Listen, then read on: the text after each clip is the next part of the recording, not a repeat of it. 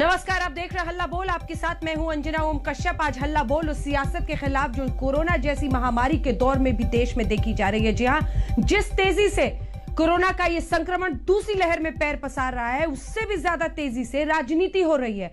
आखिर कब तक केंद्र सरकार राज्यों पर और राज्य केंद्र सरकार पर ठीकरा फोड़ते रहेंगे?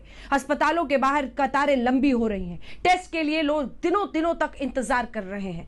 शमशान घाटों पर, कब्रिस्तानों में भीड़ बढ़ती चली जा रही है। आज सवाल है कि महामारी से भी भारी ये सियासत आखिर क्यों? डॉक्टर संबित पात्रा, राष्ट्रीय प्रवक्ता भारतीय जनता पार्टी के, हमारे साथ जुड़ रहे हैं। रोहन गुप्ता, कांग्रेस पार्टी का पक्ष रखेंगे। हमारे साथ chairman and managing director Medanta group के डॉक्टर नरेश त्रेहान इस पूरी चर्चा में जुड़ेंगे। हमारे साथ डॉक्टर रवि मलिक जो कि हेड है रेडिक्स हॉस्पिटल के, वो इस पर जुड़ेंगे। लेकिन इससे पहले कि हम चर्चा की शुरुआत करें, आपको यह बता दें कि डॉक्टर नरेश त्रेहान आज जो बोलेंगे उसको बड़े ध्यान से सुनिएगा, क्योंकि प्रधानमंत्री नरेंद्र मोदी के साथ बीते दिन जिन डॉक्टर्स की बैठक हुई आगे की रणनीति को लेकर, उसमें डॉक्टर नरेश त्रेहान शामिल थे। लेकिन इससे पहले कि उनसे हम सवाल पूछे जो आपको सीधा फायदा पहुंचाएगा, तमाम मेहमान हमारे साथ जुड़े हुए हैं। पहले ये रिपोर्ट जल्दी से आपको दिखा देते हैं।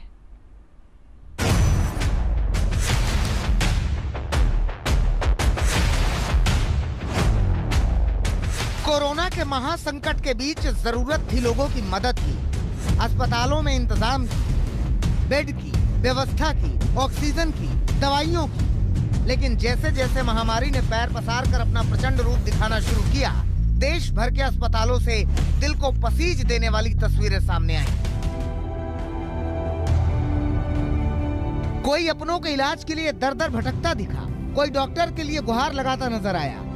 किसी मरीज को बड़ी मुश्किल से बेड मिला तो अस्पताल में ऑक्सीजन की किल्लत हो गई, तो कोई दवाइयों की कमी से कराहता नजर आया।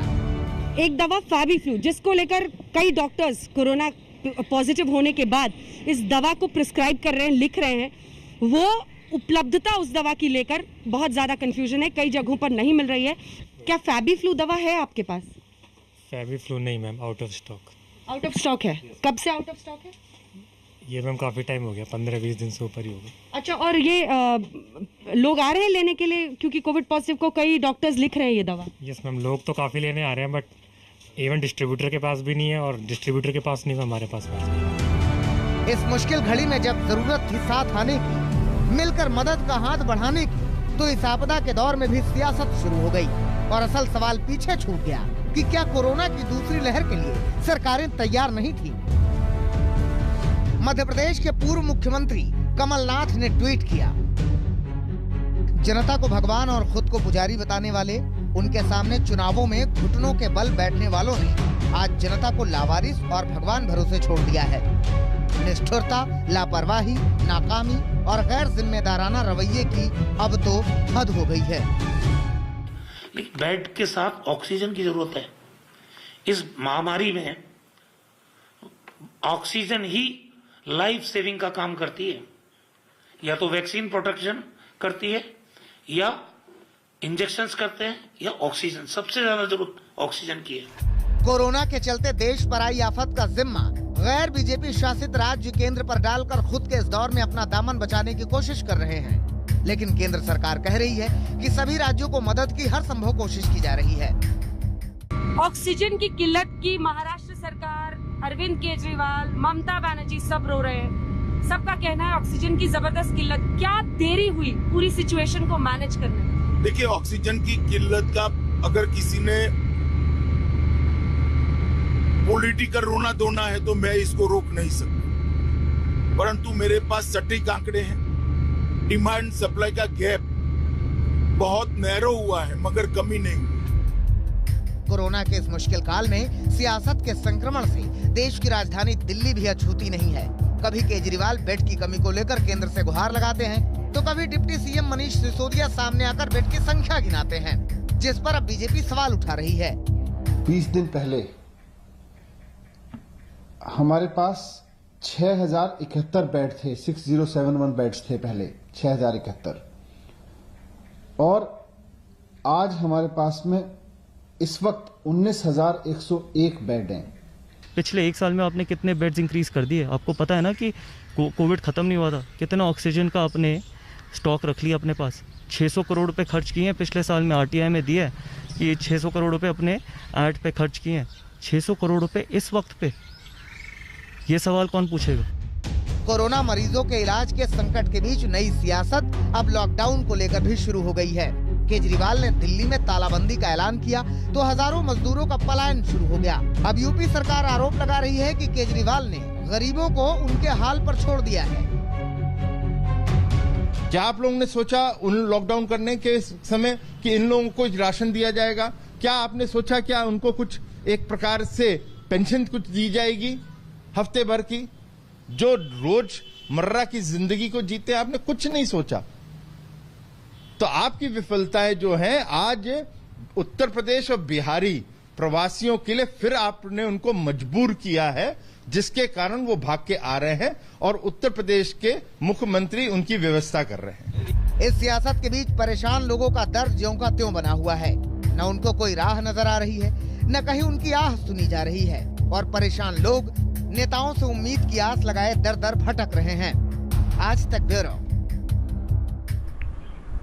तो आइए चर्चा की शुरुआत करते हैं। हमारे साथ सभी मेहमान जुड़ गए हैं, जैसा कि हमने आपको बताया। रोहन गुप्ता, प्रवक्ता कांग्रेस पार्टी के, जुड़ गए। हमारे साथ डॉक्टर रवि मलिक, सीएमडी है रैडिक्स हॉस्पिटल के।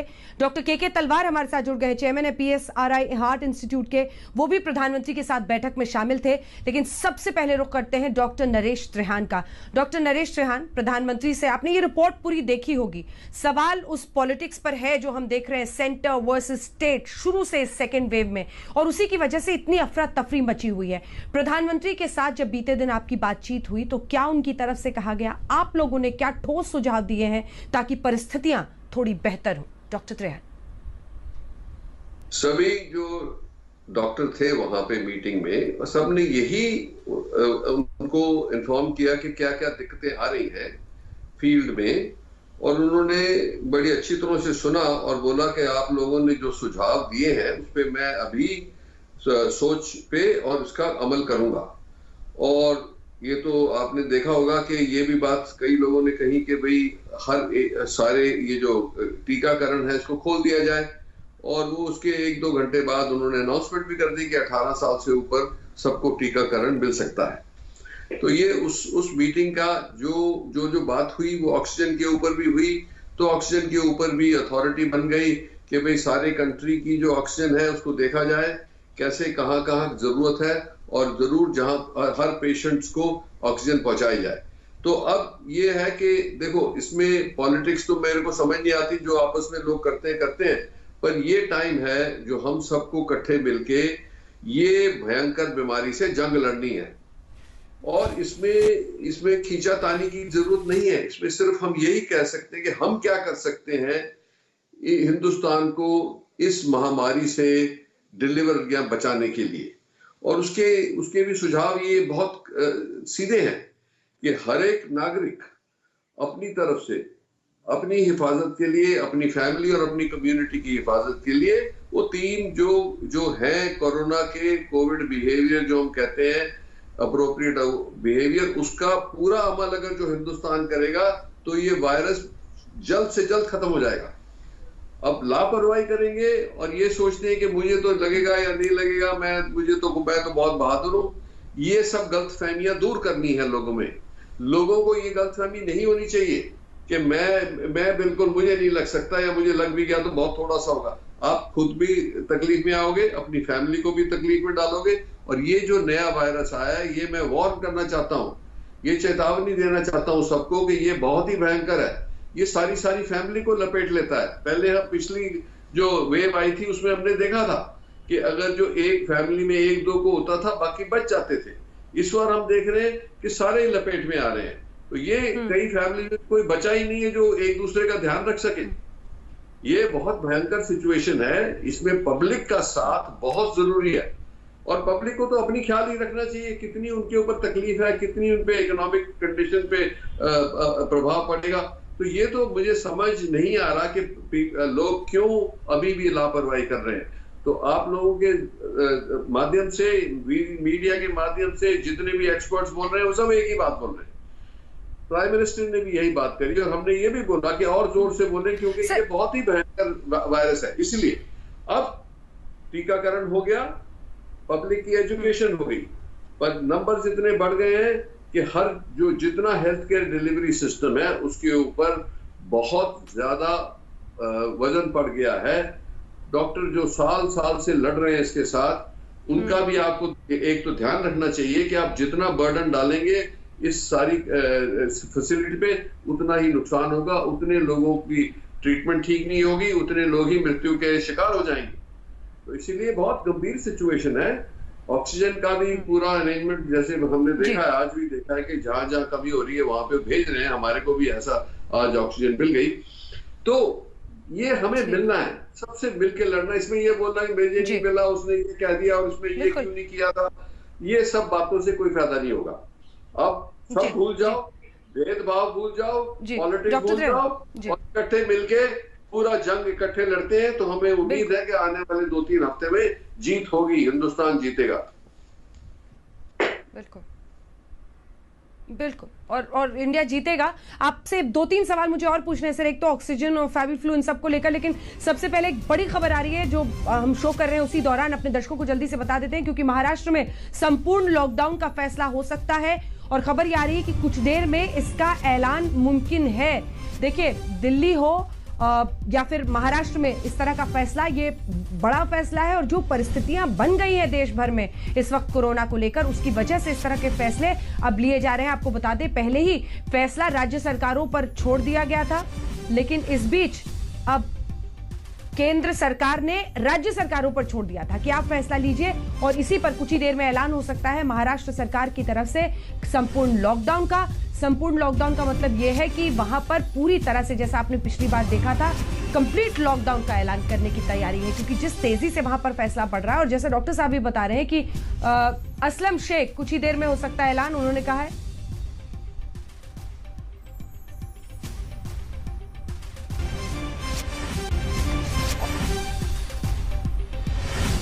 इस बीच आपको बता दें, दिल्ली में ऑक्सीजन की भारी किल्लत, जिसकी वजह से माफ कीजिएगा, मुख्यमंत्री अरविंद केजरीवाल अपील कर रहे हैं केंद्र सरकार से कि ऑक्सीजन की बहुत ज्यादा कमी हो रही है, हमें ऑक्सीजन की जरूरत है। ये मुख्यमंत्री अरविंद केजरीवाल लिख रहे हैं। डॉक्टर त्रेहान, क्योंकि आप दिल्ली आसपास के पूरे एरियाज में ऑपरेट करते हैं, पूरी परिस्थिति को देख रहे हैं, 2 सवाल थे मेरे। एक तो ऑक्सीजन से ही जुड़ा हुआ था, क्योंकि आप लोगों ने प्रधानमंत्री से बैठक में बात भी की है। ऑक्सीजन सप्लाई की जो पूरी चेन है, वो आम आदमी जानना चाहता है कि कहां पर ये चूक हो रही है, क्यों इस तरह की कमी हो रही है, क्यों हमने पहले से तैयारी नहीं की थी। और फिर मैं फेविफ्लू पर बाद में आऊंगी कि क्या ये एक लाइन ऑफ प्रिस्क्रिप्शन है, मेडिसिन है इसमें, और वो दवा भी बाजार में दुकानों पर नहीं मिल रही है, जैसा कि मैंने भी जाके 3-4 शॉप्स में अपनी रिपोर्ट में दिखाया था। सबसे पहले सर, ऑक्सीजन कितना क्रूशियल, और ये जो पूरा लिंक है, ये कहां पर क्या तरीके अपनाए जा सकते हैं SOS की ये आपूर्ति हो पाए। पहली बात तो ये है कि ऑक्सीजन लाइफलाइन है, खास करके इस महामारी में, क्योंकि ये फेफड़ों के ऊपर इफेक्ट करती है और लोगों को काफी तादाद में ऑक्सीजन की जरूरत पड़ती है। कई लोग जो बीमार हो गए हैं, जिसको हम हाई फ्रीक्वेंसी वेंटिलेशन कहते हैं, 60 लीटर पर मिनट। तो आप अंदाजा लगा सकते हैं कि लोगों की जान बचाने के लिए कितनी ऑक्सीजन की जरूरत है और उसके बगैर काम नहीं चलेगा। ये एक बात तो ये है। दूसरी बात ये है कि हिंदुस्तान में ऑक्सीजन की प्रोडक्शन है और सबसे ज्यादा जो यूज करते हैं ऑक्सीजन को, वो स्टील प्लांट्स करते हैं। अब आप देखेंगे कि स्टील प्लांट्स, बिजनेस वालों ने ये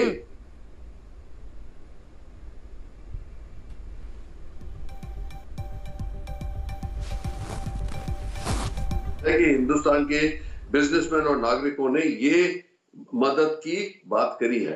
अब उसको कैसे पहुंचाना है पेशेंट्स के ऊपर के पास और कैसे ये इसकी लॉजिस्टिक्स बनेगी, ये सब चीजें जो हैं, ये सेंट्रल गवर्नमेंट ने अपनी तरफ एक टास्क फोर्स बनाई है और हर स्टेट्स के अंदर एक टास्क फोर्स बन गई है। अब उनकी कोऑर्डिनेशन से ये कहा जा रहा है कि जैसे आपको इंफॉर्मेशन मिलेगी कि ऑक्सीजन कहीं खत्म हो रही है तो उसकी डिलीवरी हम कराएंगे।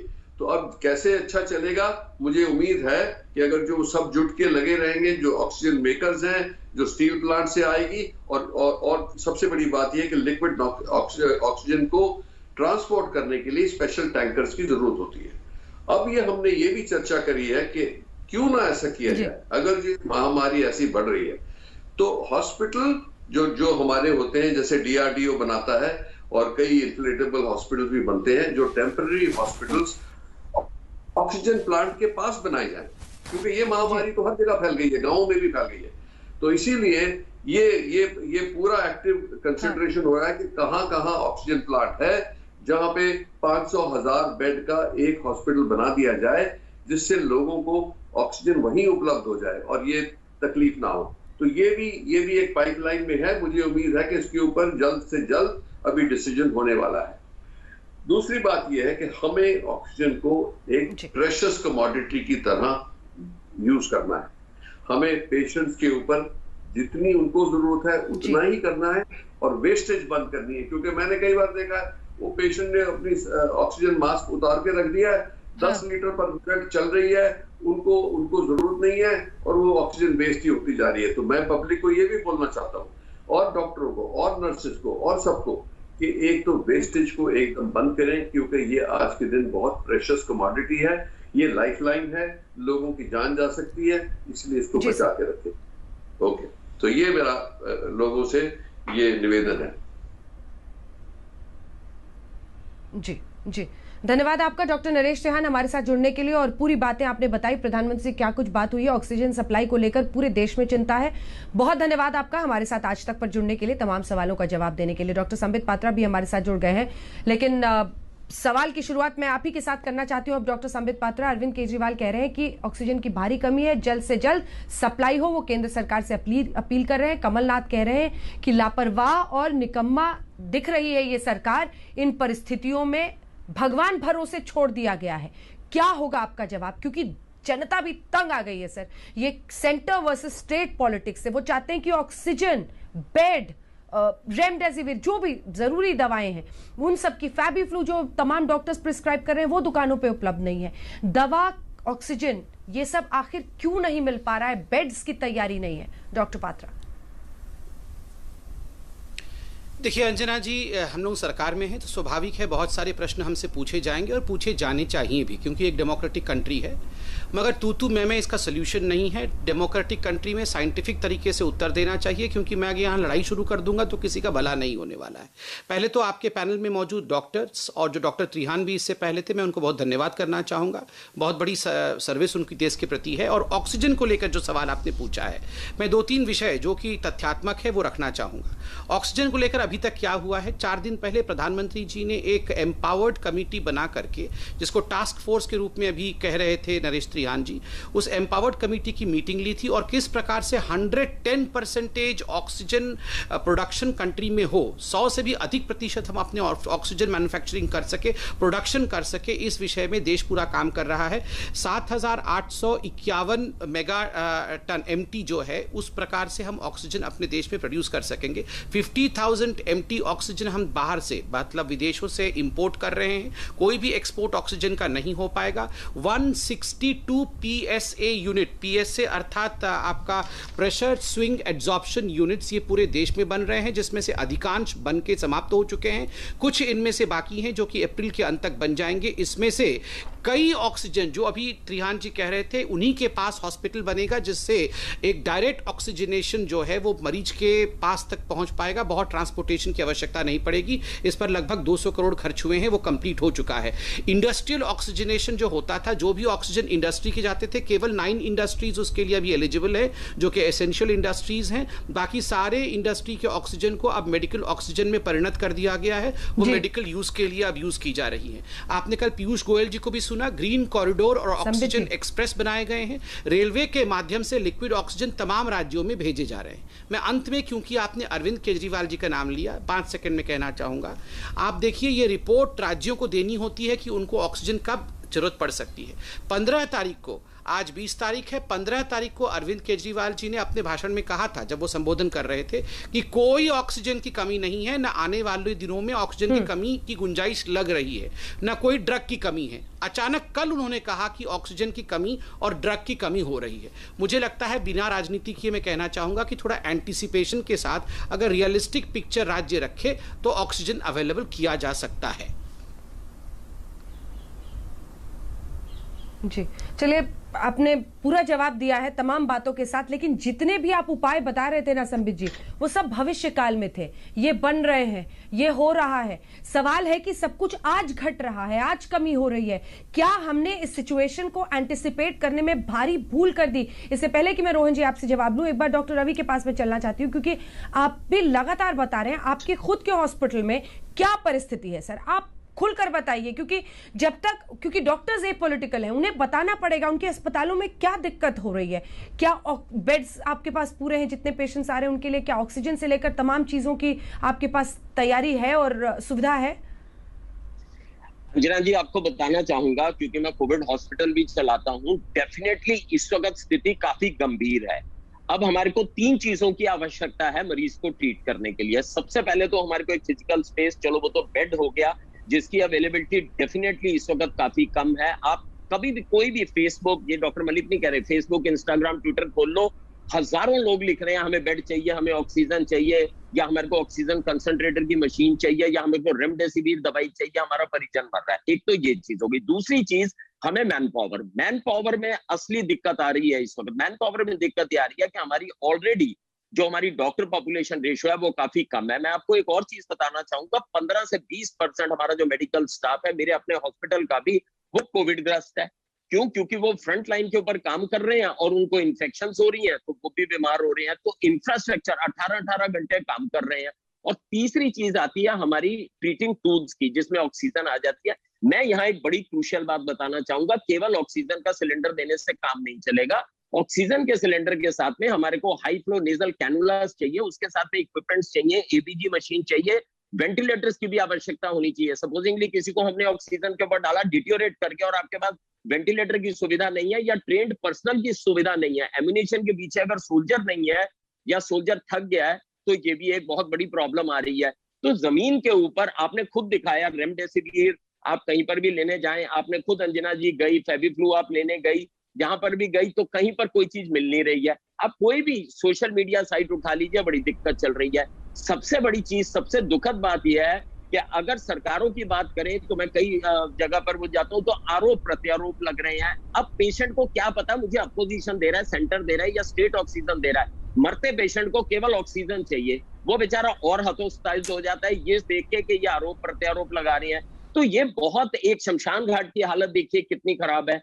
तो ये एक बड़ी गंभीर बात है। दूसरी बातें बताना चाहूंगा, डॉक्टर त्रेहन ने बड़ी अच्छी चीज बताई, चलो उनके हॉस्पिटल में, हमारे छोटे हॉस्पिटल में फिर भी लोगों को कुछ ट्रीटमेंट मिल रहा है। अब आप ये देखिए, दूर दराज में अगर हिंदुस्तान को पूरा देखें इन लेंथ एंड ब्रेड, कितनों को फैसिलिटी मिल रही है। और आंकड़ों के बारे में अंजना जी बताना चाहूंगा, 30% पॉजिटिविटी रेट है दिल्ली में, अभी 30% पॉजिटिविटी रेट है। अब 1 करोड़ लोगों के टेस्ट तो करा के देखिए, पता चलेगा। This is just tip of iceberg. आप ये देखिए, हमारे पास में 19,000 बेड है। अभी तो सर टेस्ट की ये हालत है, 3-3 दिन बाद रिपोर्ट आ रही है। बिल्कुल बिल्कुल, बेड की किल्लत है, ऑक्सीजन की किल्लत है, आपने सब बताया। टेस्ट कराने लोग जा रहे हैं, 3-3 दिन वेट करना पड़ रहा है।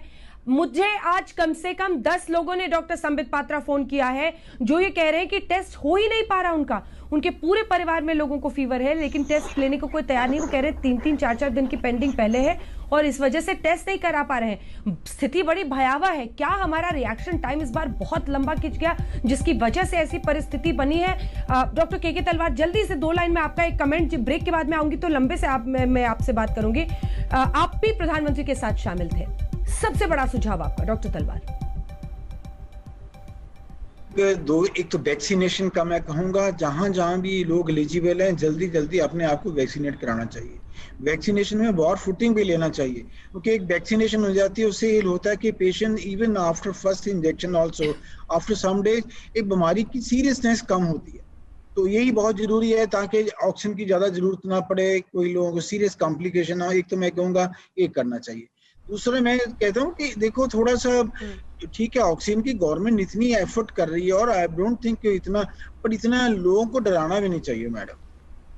देखो बिकॉज ये जितना हम कहेंगे लोग कहेंगे पता नहीं क्या है। ठीक है, there may be localise problem in some places, we can, I'm sure the government is doing so great job and trying to handle। ये सारा क्या हुआ है कि within a few weeks surge हो गया, within a few days। I think it was very unexpected in the medical community कि 4-5 दिन के अंदर ही इस तरह ब्लास्ट से केसेस हो गए हैं। This has taken us all by surprise, but I must say that things are, I mean, everybody is making huge effort, both states and the central government.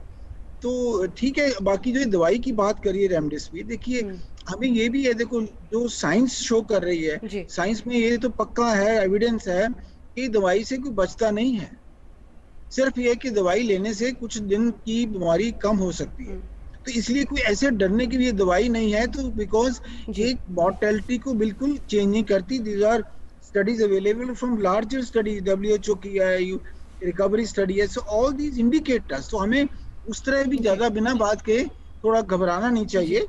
I feel that I think next. Doctor तलवार जो आप कह रहे हैं बहुत जी बिल्कुल बहुत जरूरी बात है, इंपॉर्टेंट पॉइंट ऑफ व्यू है कि लोगों को ऐसे वक्त पर डराना भी नहीं है। कई लोग जानबूझकर खबरों से, सोशल मीडिया से दूर रह रहे हैं। ऐसे भी परिवार हैं जो हमें टच में आ रहे हैं, जो कह रहे हैं कि हम डरना नहीं चाहते हैं। लेकिन आप उसके बारे में भी सोचिए जिसके घर में कोई बीमार हो गया हो, डॉक्टर उसको लिखे कि आप ये दवा ले लीजिए और वो दवा दुकान पे ना मिले, तो हमें एक व्यक्ति, एक मरीज की जो मानसिक परेशानी होती है उसका भी इलाज खोजना होगा। डॉक्टर्स फिर ये दवा क्यों लिख रहे हैं अगर इसकी जरूरत नहीं है? तो बहुत बड़ी कहानी है और सवाल यहीं पर खत्म नहीं होता। एक ब्रेक के लिए मैं जरूर रुक रही हूं, लेकिन मैं आपके पास भी रोहन जी ब्रेक के बाद आऊंगी। राज्य सरकारों की क्या कोई जिम्मेदारी जवाबदेही नहीं है? क्या अंत में सिर्फ एक केंद्र वर्सेस राज्य बन के एक लड़ाई रह जाएगी? और इसी के साथ सवाल देश के हर सांसद से भी है, आपने अपने इलाके में कौन सा अस्पताल बनाया जिसके जरिए स्वास्थ्य सेवाएं आम आदमी को मिल सके? आज क्यों दर दर ठोकरें खानी पड़ रही है लोगों को? क्योंकि इस देश में स्वास्थ्य सेवाओं पर, मरीजों का जो हाल अस्पतालों में है उस पर सबने अपनी आंखें मूंद कर रखी है। क्योंकि वोट बैंक की इस राजनीति में अस्पताल, स्वास्थ्य सेवाएं, मरीज कहीं फिट नहीं बैठता है। एक ब्रेक के बाद हम लौट रहे हैं। तो आपने देखा कोरोना की महामारी और उस पर सियासत भारी। जी हां, सियासत लगातार इस मुद्दे पर हो रही है। चर्चा में आप सभी को शामिल करते हुए एक बार फिर से मैं रोहन जी के पास अब जाना चाहती हूँ। रोहन जी, ऑक्सीजन की जबरदस्त किल्लत है, जल्द से जल्द केंद्र सरकार ऑक्सीजन सप्लाई करे कि क्या इसके साथ अपनी जवाबदेही, जिम्मेदारी खत्म हो जाती है? मैं तो आज ये सवाल करना चाहती हूं कि तमाम राज्यों ने अपनी तरफ से क्या तैयारी की थी? महाराष्ट्र में तो दूसरी लहर की आहट अब से हम लोगों ने कम से कम 20-25 दिन पहले देख ली थी, लेकिन फिर भी बेड्स की कमी, फिर भी तमाम चीजों की कमी। क्या राज्य वर्सेस केंद्र इस लड़ाई में निकाल देंगे सेकेंड वेव भी? देखिए, बिल्कुल नहीं अंजना जी। पहली बात, जब पहला वेव भी जब हुआ था, सारे डिसीजन सेंट्रलाइज थे। और मैं एक एग्जांपल अभी भाजपा प्रवक्ता ने दिया, उनको देना चाहूंगा। सेंट्रल मेडिकल सर्विसेज ने अक्टूबर 21 को एक ऑक्सीजन का टेंडर वहां पे रखा था, 200 करोड़ का बजट एलोकेशन किया था। अगर सरकार इतनी सीरियस होती तो 8 महीने डिले क्यों हुआ? ये जो परिस्थिति है, ये दूसरा वेव है, इसका कारण है इस सरकार की नाकामी, इस सरकार की झूठ और इस सरकार का अहंकार। जब आप परिस्थिति का स्वीकार ही नहीं करेंगे तो उसका सोल्यूशन क्या करेंगे? इनके जो एक्सपर्ट स्वास्थ्य मंत्री है, मार्च 7, 2021 को अंजना जी उन्होंने स्टेटमेंट दिया है कि we are in the end game of corona. हम लोग एक्सपोर्ट कर रहे हैं, हमने इतने देशों में वैक्सीन एक्सपोर्ट करके मेक इन इंडिया का हमने एक जलजला पूरे वर्ल्ड में खड़ा कर दिया है। आज जब पूरे देश की जो सरकार है, जिसके सामने पूरा देश की जनता देख रही है, उसको मालूम ही नहीं है क्या हो रहा है, तो उसे आप अपेक्षा क्या रखेंगे? और आप देखिए, चुनाव, आज भाजपा चुनाव लड़ने में व्यस्त है और देश कोरोना से लड़ रहा है। आज केंद्र सरकार की जिम्मेदारी है, क्योंकि it's a central topic, whether is vaccination और ऑक्सीजन। नहीं, देखिए, बात चुनाव लड़ना और उसकी गंभीरता होना। आज प्रधानमंत्री, होम मिनिस्टर, नहीं, बिल्कुल चुनाव लड़ने की बात नहीं है। जिस प्रकार से प्रचार में समय दिया जाता है, के साथ पहले के न्यूज है, सुन लीजिए। पहले महाराष्ट्र के सीएम ने जब फोन किया प्रधानमंत्री कार्यालय पे, तब कहा गया कि वो प्रचार में व्यस्त है, कृपया प्रतीक्षा कीजिए। क्या किस प्रकार की राजनीति है? मुझे लगता है कि जिस प्रकार की सरकार की नाकामी, और जब भी सुझाव दिए हमने, जिस विपक्ष की पार्टी ने सुझाव को एक्सेप्ट किया है और उसका भी विरोध करके हो गया हो तो जवाब दूंगा। मैं चिल्लाना नहीं चाहता हूँ। नहीं, चिल्लाने की बात नहीं है। मैं आपको 10 सेकंड और लेना चाहूंगा, 10 सेकंड और लेना चाहूंगा, फिर डॉक्टर पात्रा अपनी बात करें। हमने ठीक है, 10 सेकंड बोल लेने दीजिए रोहन जी को। 10 सेकंड रोहन जी बोल लीजिए, फिर जवाब देंगे। हाँ। देखिए, टीका उत्सव की उन्होंने बात की, करीब 6 करोड़ के करीब वैक्सीन हमने एक्सपोर्ट की। पूरे वर्ल्ड में हमारा जो वैक्सीनेशन का कवरेज है, पॉपुलेशन का सिर्फ 7% कवरेज है। तो मुझे बताइए, कहां थी हमारी दूसरे वेव की तैयारी? जब आरोग्य मंत्री ने कह दिया कि अब दूसरा वेव आने ही नहीं वाला है, तो वो सरकार से आप अपेक्षा क्या रखेंगे कि उसकी तैयारी करेगी? देखिए अंजना जी, वैक्सीन को लेकर यहाँ कहा गया कि हमारी तैयारी उचित नहीं थी। मैं यहाँ कहना चाहूँगा और पूरा विश्व जानता है कि जहाँ तक वैक्सीन का विषय है, पूरा हिंदुस्तान आज one of the leading countries है वैक्सीन को लेकर। यहाँ दो डॉक्टर बैठे हुए हैं, आप उनसे पूछ सकते हैं। आप देखिए जिस प्रकार से हिंदुस्तान ने फेज्ड वाइज मैनर से वैक्सीनेशन आरंभ किया और वैक्सीन की कोई कमी नहीं रही। 1 मई से जो भी वयस्क है वो वैक्सीन लगा सकते हैं। ये अपने आप में एक बहुत बड़ा ड्राइव है। इंडिया कोई छोटा मोटा देश नहीं है, 135 करोड़ का देश है, ये याद रखिए। तीसरी बात है, वैक्सीनेशन कम क्यों हुआ, वैक्सीन हेजिटेंसी क्यों हुई। आप देखिए बड़े बड़े नेतागण वैक्सीन को पानी कह रहे थे। कुछ नेता कह रहे थे ये बीजेपी की वैक्सीन है, हम तो कतई ये वैक्सीन नहीं लगाएंगे, जब हमारी सरकार आ जाएगी तो हम दूसरों को वैक्सीन लगवाएंगे, आप ही वैक्सीन मत लगाइए। आप याद करिए 3 राज्यों के मुख्यमंत्रियों ने चिट्ठी लिखकर जारी की, छत्तीसगढ़, पंजाब और राजस्थान। उन्होंने चिट्ठी लिखी और प्रेस कॉन्फ्रेंस किया कि हम कोवैक्सीन अपने राज्यों में नहीं जारी करेंगे और कोवैक्सीन हम अपनी राज्य की जनता को नहीं लगाएंगे। और जब अब ये परिस्थिति खराब हो गई तब आप चिल्ला रहे हैं कि हमारी वैक्सीन जल्दी लगाओ वैक्सीन। अरे हमने तो आपको वैक्सीन भेज रखा था। 44% वेस्टेज कर रहे थे आप लोग, वैक्सीन नहीं लगाएंगे ये कह रहे थे। आपने अब 15 दिन पहले की बात है, ये 15-20 दिन पहले आप लोगों ने ये सब किया है। मैं राजनीति करना नहीं चाहता हूं और ना ही करना चाहता था, मगर ये सारी चीजें हकीकत है। देश के वैक्सीन को खराब बोलना, देश के वैक्सीन की स्थिति को धता बताना। लॉकडाउन जब मोदी जी ने किया था, उस लॉकडाउन को अभी 4 दिन पहले आदरणीय राहुल जी ने कहा कि ये तो तुगलकी लॉकडाउन है। हमारा लॉकडाउन तुगलकी, महाराष्ट्र का लॉकडाउन, मैं 10 सेकंड में कंप्लीट कर लूं, 10 सेकंड में, और हमारा लॉकडाउन तुगलकी, आपका लॉकडाउन बहुत अच्छा है। ये कैसे हो सकता है? ये तू मैं बिल्कुल नहीं। मैं तो कहता हूं राजस्थान का लॉकडाउन भी आवश्यक है, महाराष्ट्र का लॉकडाउन भी आवश्यक है, अरविंद केजरीवाल जी ने जो लॉकडाउन लगाया है वो भी आवश्यक है। मोदी जी का लॉकडाउन तुगलकी लॉकडाउन है। इस प्रकार के शब्दों से किसी का भला नहीं होता है, देश का केवल और केवल लॉस होता है। देखिए अंजना जी, जिस प्रकार से अभी डॉक्टर सियासी फायदे के लिए ही तब लॉकडाउन का मजाक उड़ाया गया था ना सर। एक सेकंड रोहन जी, मेरा सवाल सुनिए। ये सवाल बहुत गंभीर है। देखिए 3 मुद्दों पर जब थाली बजाकर अवेयरनेस की बात हो रही थी, हाल में राहुल गांधी ने ट्वीट करके उसका मजाक उड़ाया। वो अवेयरनेस के लिए था, डॉक्टर्स के सम्मान के लिए था, एक तरीका था। दूसरी बात, लॉकडाउन को आप लोगों ने कहा कि देखो लॉकडाउन करके क्या किया, लेकिन इस बार तो हमने लोगों को भी खोया और अब लॉकडाउन भी लगा रहे हैं। इसी से हम पिछली बार बचे थे और पलायन भी मजदूरों का हो रहा है। अब बताइए ना कौन सा फैसला बेहतर था? क्या लॉकडाउन सिर्फ सियासी फायदे के लिए उस वक्त, क्या क्योंकि अब राज्यों को भी दिख रहा है कि इसके अलावा कोई उपाय नहीं है और हमने इतने लोगों को खो भी दिया है। देखिए अंजना जी, पिछले पूरे साल जितनी भी डिबेट हुई, कभी ये नहीं कहा गया कि लॉकडाउन खराब है या सही है।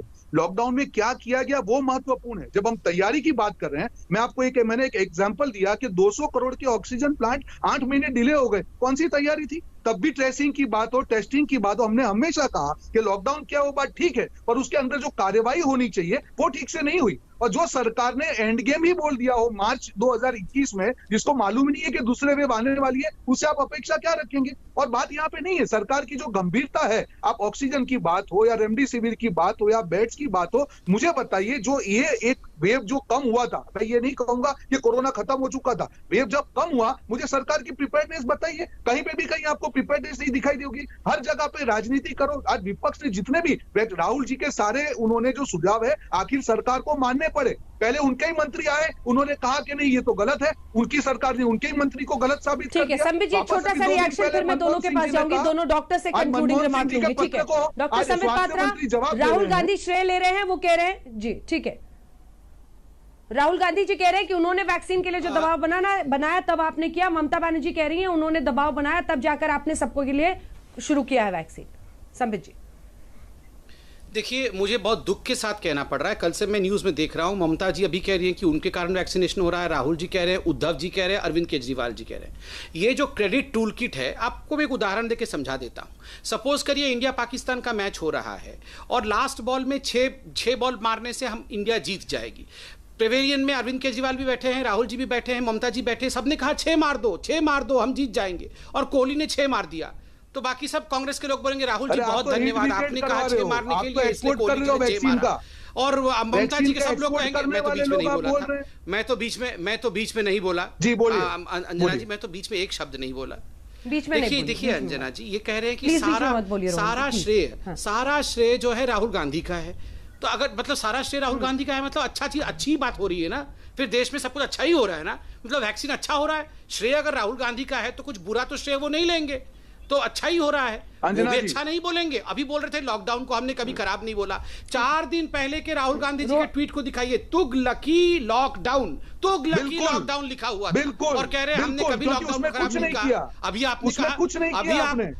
अभी आप लॉकडाउन नहीं, नहीं, करने अभी से आपने नहीं होता कहा हमने डॉक्टर लॉकडाउन पात्रा। को कभी खराब नहीं कहा। आपको अभी मालूम आप होना कह रहे- चाहिए अरे क्यों नहीं कि होता अगर है? लॉकडाउन में आपने टेस्टिंग किया महाराष्ट्र में होता, लॉकडाउन कर दिया, टेस्टिंग वो किया अच्छा होता है। तो ये हाल आपने नहीं होता। राजस्थान में आज लॉकडाउन जो कर दिया, वो दूसरा अच्छा वेव हो आया गया। है, ये मगर सिर्फ हमने आपकी लॉकडाउन किया तो नाकामी वो की तुगलकी देन है। लॉकडाउन हो ये गया। दूसरा ये वेव कमाल हो इसीलिए, गया। क्योंकि कुछ ये नहीं क्या किया आपने। ये क्या है? आपने एकदम लॉकडाउन में सिलेक्टिविज्म है। रेडियो ये जनता आपने के मुख है, लॉकडाउन सब में समझ चुनाव रही लड़े है। हैं। आपने लॉकडाउन में लोगों को बेवकूफ बनाया, इसीलिए लॉकडाउन तुगलकी था। आपने ट्रेसिंग तो आप केरल में चुनाव नहीं ऐसी लड़े लड़ाई क्या? चलती रहेगी। मुझे आप दोनों केरल में डॉक्टर्स चुनाव एक बार नहीं दिखा लड़ दीजिए, रहे मैं थे। उनसे कंक्लूडिंग रिमार्क लेना चाहती हूँ 2-2 लाइन में। डॉक्टर तलवार, आपसे शुरू करते हुए, डॉक्टर तलवार, जितने भी आम लोगों से हम लोग मिल रहे हैं, या तो वो फोन करते हैं कोई ना कोई परेशानी के लिए, वरना ज्यादा से ज्यादा लोग ये कह रहे हैं कि अब लॉकडाउन ही रास्ता दिखता है। क्या एक वक्त पर लिया हुआ लॉकडाउन और एक बहुत ज्यादा तबाही के बाद लिया हुआ लॉकडाउन, दोनों को आप कैसे कंपेयर करते हैं, और क्या वही एक रास्ता अब दिखता है अगर हमें नियंत्रण में लाना है इस बीमारी को, तो जो बहुत तेजी से संक्रमण इस म्यूटेंट वायरस का फैल रहा है? डॉक्टर तलवार। देखिए मैडम, एक तो पहले ही मैं कहूंगा कि सभी को अपना अपना रोल करना है, पब्लिक को भी करना है, डॉक्टर्स को भी करना है, बिकॉज ये जो क्राइसिस है, ये मेडिकल क्राइसिस है, इसमें सबको कंट्रीब्यूट करना होगा। If you have to win it, and I am sure we will win it. जो आपने बात कही है कि लॉकडाउन की, देखिए ऐसा है, थोड़ा हमें एक बैलेंस करना पड़ेगा हमेशा, बिकॉज ये बीमारी तो थोड़ा चलेगी, अभी बैलेंस करना पड़ेगा कि लोगों का मतलब जो थोड़ा जैसे लो सोशो इकोनॉमिक वाले लोग हैं, उनका भी कोई बेचारों का तंग ना हो, ताकि एक्टिविटीज एसेंशियल चीजें चलती रहें। बट जो नॉन एसेंशियल इश्यूज है ना, जो नॉन एसेंशियल एक्टिविटी हैं, उनको हमें बिल्कुल बंद करना चाहिए। सोशल गैदरिंग्स हैं, ग्रुप्स हैं, क्यों, किस लिए? सर, बहुत वक्त की बहुत कमी है। डॉक्टर रवि, जल्दी से आपका कमेंट इस पर। ठीक है, वो कह रहे हैं बैलेंस बनाइए, जो हॉटस्पॉट्स है उनको आप आइसोलेट कीजिए, अलग कीजिए, लॉकडाउन कीजिए, और जो इकोनॉमिक एक्टिविटी गरीबों के लिए उसको भी आप एक बैलेंस बनाना होगा। 2 लाइन में कमेंट सर। बिल्कुल ठीक बात है, बैलेंस बनाना चाहिए। लोग बाहर केवल अपनी जीविका कमाने के लिए निकले, और वल्नरेबल एज ग्रुप्स जितने भी हैं, बच्चे हैं, हमारे बच्चे अभी तक वल्नरेबल हैं, उनको कोई वैक्सीन नहीं लगी, उन्हें बचा के रखिए। अंजना जी, एक चीज और बताना चाहूंगा, हमारे देश के एपिडेमियोलॉजिस्ट और प्रिवेंटिव जो साइंटिस्ट हैं, वो भी एंटीसिपेट करें कब सेकेंड वेव आने वाली है, इसकी पीक कब आएगी, ताकि तैयारी हमारी उसी हिसाब से हो। और मास्क को बिल्कुल मत हटाएं लोग, यहाँ पर बिल्कुल खतरा आ जाएगा। आर्टिफिशियल इंटेलिजेंस, डिजिटल इंटेलिजेंस का बिल्कुल सरकार को इस्तेमाल करना चाहिए। रेमडेसिविर कहां से चली, ऑक्सीजन कहां गई, और काला बाजारियों के खिलाफ आपराधिक मामला दर्ज होना चाहिए।